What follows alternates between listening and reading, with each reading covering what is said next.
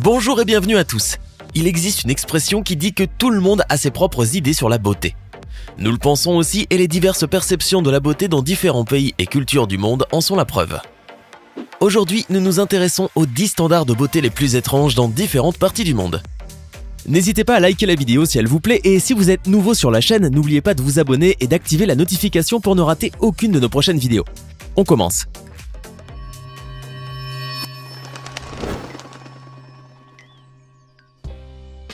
Le Leblao, Mauritanie. Dans les pays occidentaux, les jeunes filles s'efforcent parfois de perdre du poids pour avoir une belle silhouette. Cependant, en Mauritanie, l'excès de poids est au contraire considéré comme un idéal de beauté. Par exemple, dans ce pays, avant de se marier, les jeunes filles doivent s'efforcer de prendre le plus de poids possible.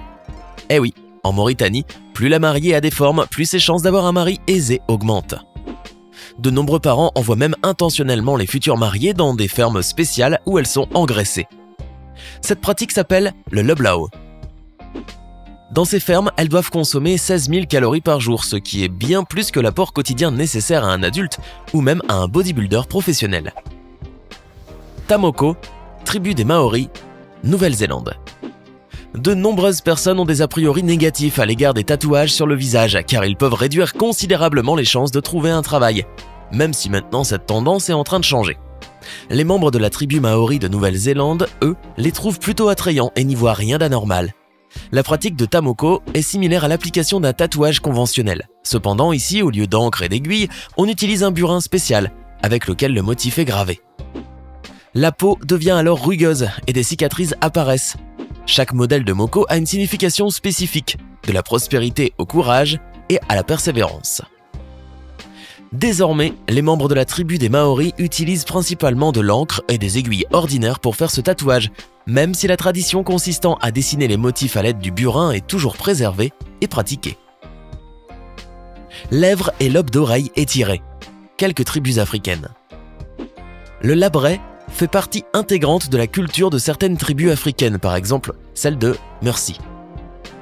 Cette tradition est très populaire chez les filles. Très jeunes, leurs lèvres inférieures sont incisées et une plaque de bois ronde est insérée dans la plaie afin que la lèvre puisse s'étirer. La plaie guérit en général après 3 à 6 mois, mais cela dépend évidemment de la taille de l'incision et de la plaque. Oui, certaines filles s'insèrent dans la lèvre un très grand disque en bois pour lui donner une forme incroyablement étendue. En fait, cette procédure n'est ni nécessaire ni forcée. Elles peuvent décider seules de le faire ou non, mais dans ces tribus, la lèvre étirée témoigne également d'un statut élevé. Par conséquent, beaucoup d'entre elles décident volontairement de subir cette barbare opération.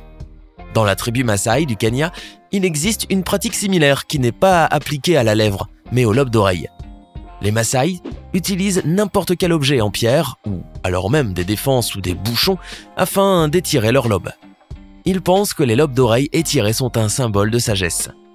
Plus un membre de la tribu est âgé, plus il doit avoir les lobes étirés. Du coup, ils répètent cette procédure plusieurs fois au cours de leur vie. Yaeba et Ohaguro, Japon. En Europe, l'un des idéaux de beauté est d'avoir des dents régulières. D'ailleurs, beaucoup de parents dépensent énormément d'argent pour acheter des appareils dentaires à leurs enfants. Cependant, au Japon, la mode de la canine tordue qui pointe a commencé à se développer. Cette tendance s'appelle Yaeba. Et pour donner à la dent la forme nécessaire, les femmes japonaises dépensent des sommes folles. Cette forme de canine a de la valeur car les habitants du pays la trouvent magnifique et attirante. Il existe même un groupe, TYB48, créé avec 3 filles qui la voulaient et qui ont subi une opération pour changer leur dentition. Le chirurgien dentiste de la clinique a d'ailleurs dit que le résultat les rendait très séduisantes. Dans l'Antiquité, les jeunes japonaises avaient également pour tradition de se noircir les dents. Les adeptes de cette pratique buvaient du thé spécial très sucré qui avait pour effet de rendre leurs dents moches et noires. Cette tradition appelée l'Ohaguro était une expression de la domination des femmes sur les hommes. Elle s'est rapidement répandue dans les pays asiatiques voisins, mais a progressivement disparu après la restauration Meiji, quand le Japon s'est rapproché du monde occidental. Les cheveux d'argile, tribu Imba, Namibie. Les membres de la tribu Imba du nord de la Namibie ont aussi une coutume particulière. Ils pratiquent l'application d'argile sur leur corps et leurs cheveux. Ils fabriquent une argile spéciale à partir d'ocre, de graisse animale et de résine aromatique. Le résultat est un mélange rouge-orange qu'ils s'appliquent sur la peau et les cheveux. Dans la culture Imba, cette couleur symbolise le sang et l'essence de la vie. En plus, cette coutume est très pratique car elle les protège aussi des rayons brûlants du soleil. Il existe aussi une tribu éthiopienne, les Dezenege, dont les membres tressent dans leurs cheveux toutes sortes d'objets du monde moderne. Des couvercles et des montres cassées aux équipements électroniques et cartes SIM. Ils utilisent également ces articles pour en faire des bijoux qu'ils vendent parfois aux visiteurs qui passent lors d'une excursion, mais le plus souvent, ils les gardent pour eux-mêmes. Le bandage des pieds, Chine. La tradition du bandage des pieds, populaire en Chine, a existé jusqu'à la fin des années 1900. Un pied de petite taille a longtemps été considéré par les Chinois comme un idéal de beauté car elle soulignait l'origine sociale élevée de la jeune fille. On pense que cette coutume a commencé au Xe siècle avec la danseuse de cour Yao Nian. À l'époque, l'empereur lui aurait demandé de se bander les pieds avec des bandes de soie blanche et de danser sur le bout de ses orteils. Ensuite, les concubines de l'empereur ont commencé à l'imiter pour souligner leur origine. Mais cette pratique finit par s'étendre au-delà du palais impérial. Ce bandage est quelque chose de plutôt douloureux car tous les orteils, sauf les gros, sont cassés ou pliés contre la plante du pied avant d'être étroitement liés. Pendant 2 ans, les filles devaient subir quotidiennement de grandes souffrances pour que leurs pieds finissent par prendre la forme souhaitée. L'objectif était que la flexion du pied soit telle qu'on puisse placer une pièce de monnaie entre le talon et l'orteil. Évidemment, les pieds des jeunes filles restaient déformés à vie, car les ramener à leur position naturelle était impossible. Comme nous l'avons déjà mentionné, cette tradition mettait l'accent sur la haute origine sociale. Seulement, elle avait un inconvénient majeur. En effet, ces filles ne pouvaient plus marcher normalement et par conséquent rester à la maison et s'occuper de leurs enfants et de leurs maris au lieu de travailler au champ. Heureusement, à l'heure actuelle, il n'existe plus que quelques femmes chinoises âgées avec de telles déformations. Le cou des femmes de la tribu Padang. Un cou allongé chez les filles est un idéal de beauté dans de nombreux pays et cultures. Mais les femmes de la tribu Padang vont, elles, un peu plus loin. Elles allongent volontairement leur cou avec des anneaux en laiton.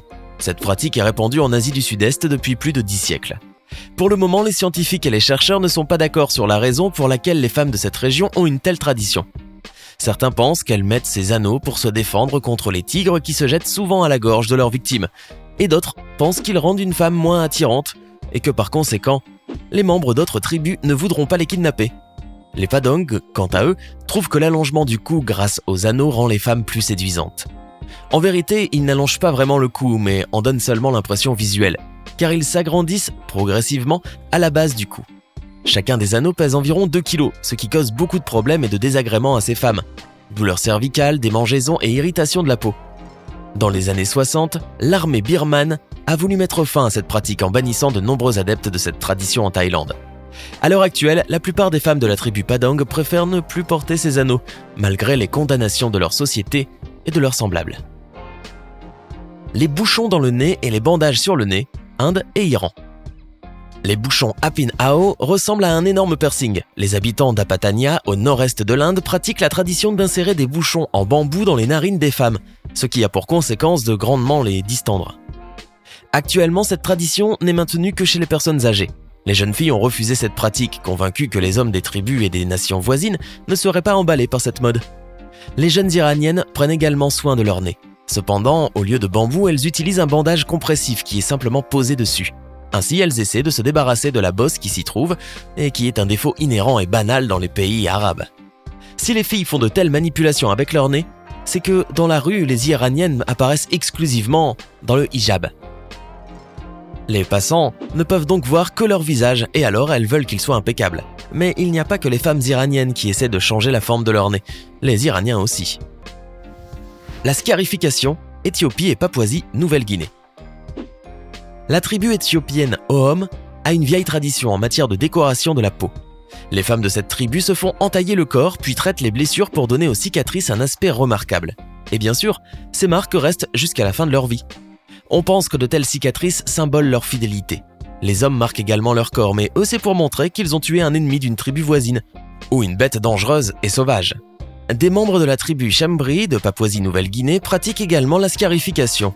Les hommes entaillent leur corps plusieurs fois, puis versent de l'argile et de l'huile de noix de coco sur les plaies pour leur donner un aspect définitivement impressionnant. Les motifs ainsi créés font que leur peau ressemble à celle d'un crocodile.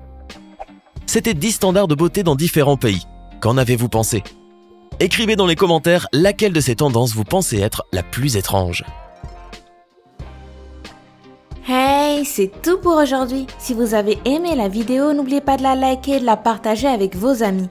Et si vous êtes nouveau sur la chaîne, n'oubliez pas de vous abonner et d'activer la notification. Bye bye!